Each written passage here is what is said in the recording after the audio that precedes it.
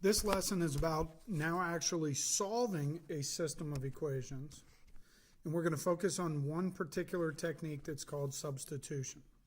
All right, so our goals are to solve by substitution. All right, what do we have to do to prepare a system to use substitution? And then we're going to look at special cases as well. All right, so to solve a system of equations, there's three different methods. The graphing method, which only really works well if you're super accurate with your graphs. All right, and what we're trying to do is find that point of intersection. The substitution is an algebraic way to solve a system, and that's what we're going to focus on to find that point of intersection. And then there's another one that we're going to talk about in the next video that's called elimination. So how do I solve systems of equations by this technique called substitution? First thing I got to do is identify one equation that is solved for a specific variable or can easily be solved for a specific variable. All right? In other words, I need to have a variable by itself. All right? We're then going to substitute, hence the reason why this is called the substitution. We're going to substitute into the other equation. This gives us a scenario where we only have one variable, and now we can solve and find a numeric value for that. Once we find one of the variables, we substitute again back in order to find the other variable. And then one of the most important things is the solution will always be written as a point of intersection, which means in the form x, y. So let's take a look at how we solve by substitution, okay? I notice right away that this first equation is solved for y. Y is all by itself. I notice in the second equation that there is a y. So literally what I'm going to do is take this information right here, 4x minus 6, and plug it in right there. All right?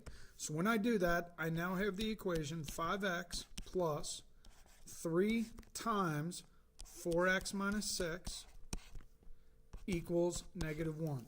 I substituted the first equation into the second equation. Now I have to follow how I solve for a variable. So I have 5x, I have to distribute here, plus 12x minus 18 equals negative 1. I combine my like terms, 17x minus 18 equals negative 1. I add 18 to both sides, which would take me to 17x equals 17. And I divide by 17 to solve, and I get x is equal to 1. I now know one of the values of one of the variables. But now I have to find the other variable. I go back to one of the equations. I always like to go to one in which a variable is already solved for it. And now I'm going to substitute in for this x. So I have y equals 4 times 1. X was equal to 1. That's why I substituted 1. Minus 6, which tells me y is equal to 4 minus 6, or y is equal to negative 2. I take these two values and I'm going to write them in or as an ordered pair. X is 1, y is negative 2, and this indicates the point of intersection of the two lines. All right, so let's try a second example here. All right, I notice in this equation, this is system, that the second equation is already solved for y. I'm going to substitute that into the first equation. So I have 2x plus 5 times, and instead of y, I'm going to replace that with 3x plus 10 equals negative 1. This gives me an equation with a singular variable. I can solve that. So 2x plus 15x plus 50, I distributed there, equals negative 1. Combine like terms, 17x plus 50 is equal to negative 1. Subtract 50 from both sides, I get 17x is equal to negative 51. Divide by 17, I get x is negative 3. Now I have to find y. There's y. I can substitute the x value I just found into that equation. So I have y equals 3 times negative 3 plus 10 or y equals negative 9 plus 10. Negative 9 plus 10 is 1. I write as an ordered pair, negative 3, 1. And this ordered pair signifies the point of intersection for this consistent independent system. So what if neither one of the equations is solved for a variable? Well, if you look at this second equation right here, in one quick step, I could get y by itself. So I'm going to do that first. I know this is really y is equal to 3x minus 13. I take that information, I know this is solved for y, and I'm going to substitute it into the other equation. So I have 4x plus 5 times 3x minus 13 is equal to 11. Distribute 4x plus 15, x minus 65 equals 11. This gives me 19x minus 65 equals 11. I'm going to add 65, so 19x is equal to 76. All right, and then if I divide by 19, I get x is equal to 4. I'm now going to substitute, and I'm going to substitute right into the other equation, the new equation that I wrote, because that'll be easiest in order to find y.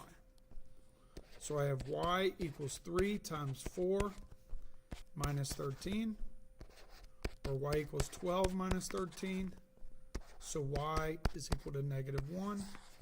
I write this as an ordered pair, 4, negative 1, and that signifies the exact location where these two graphs cross over each other. Take a look at number 4 now. In number 4, I know if I take the first equation and I solve the first equation for x, I would get x is equal to 3y minus 9. This now allows me to use substitution for x. So I can substitute in for either variable. I just have to have one of the equations solved for that particular variable.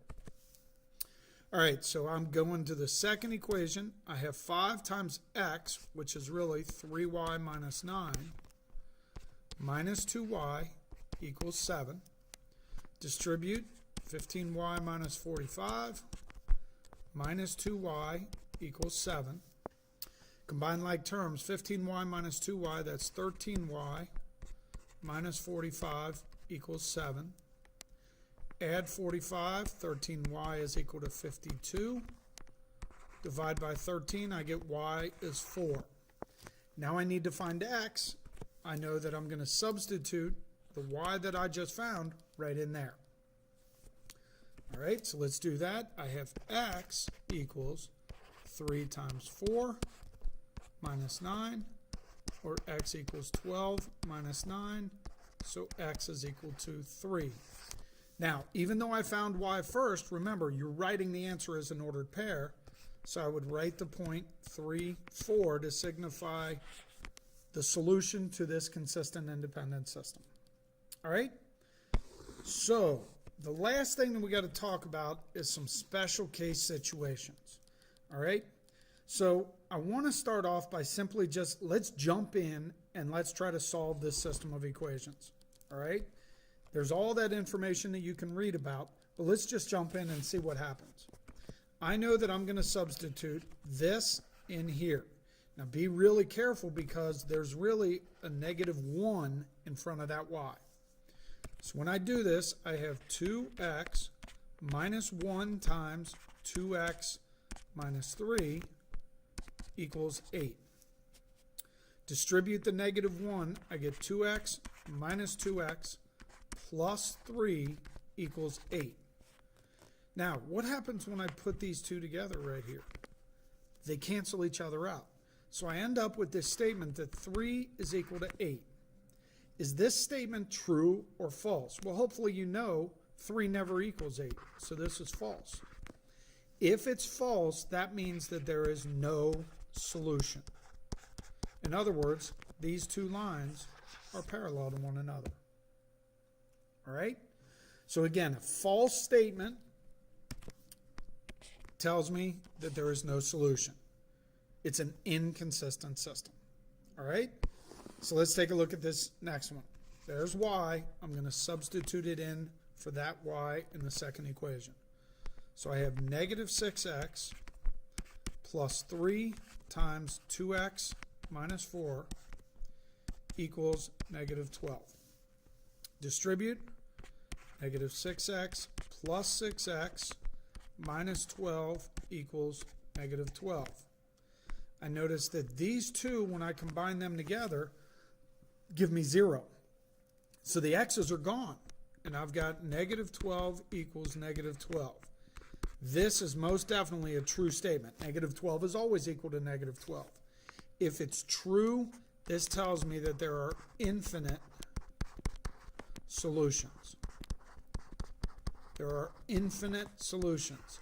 This system is consistent dependent. All right? And back on the notes, here's where I state that. If you get a true statement, then there are infinite solutions, a consistent dependent system. Hopefully this helps. Let me know if you have any questions.